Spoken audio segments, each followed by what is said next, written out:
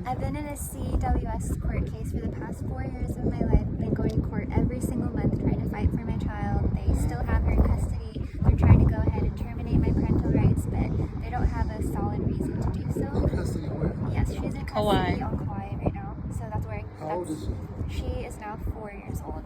And she's, yeah, so I have to go back there tomorrow. I have court on Thursday. She's in custody? Yeah, she's in custody. It's foster care.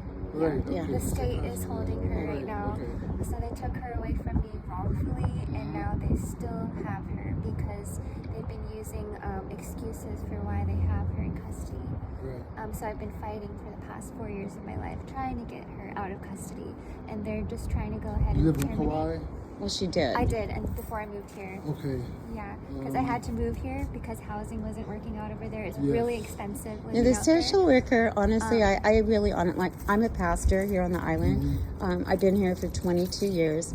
I've had 2 churches on the island. One currently has been since 2018. I was going to rent a room to a young man, called me up off Craigslist, met him, told him I was a pastor, invited him to our church, the whole thing. He called me a day or 2 later, said I can't do it because I'm still stuck in my lease, but I have a young lady who desperately needs the place. Didn't know the whole story, but brought her to meet me. I started getting to know the whole story. She moved in January. Now it's May. And I called the social worker. I said, okay, so the big part of this whole case is inadequate housing. But the social worker set her up. Every time she'd find a place to live, she'd call because the whole case started. I wouldn't say set me up. Well, come on. You call the landlord. She even told me when I rented to her, she goes, she's going to call and tell me all these horrible things about me, and you're probably not going to want me to stay. And I said, I'm a pastor. There's nothing she can say.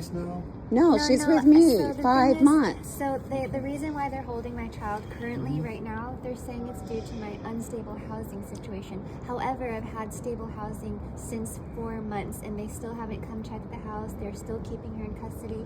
We're saying there's no reason for them to still have her because I've had solid, stable housing for the past 4 months of my life since moving here. When I talked to the social worker finally, because I had called, when I met her, it was like down to the wire. They're trying to close this case. When I first talked to her, when I first talked to her, she said the reason this has dragged on for so long, 2 years of COVID. Okay, so let's just say that's why it's the longest case in history. But I think it's God, and this is why. Because at the 11th hour, I end up with her. I have a 5-bedroom home in Eva Beach. It's huge, on the golf course. We're pastors. I live with one other older 79-year-old lady. My kids are firemen on the island, number 1 in his class for fire department recently. 25-year-old. I've got a Coast Guard on the island, Hawaiian Coast Guard.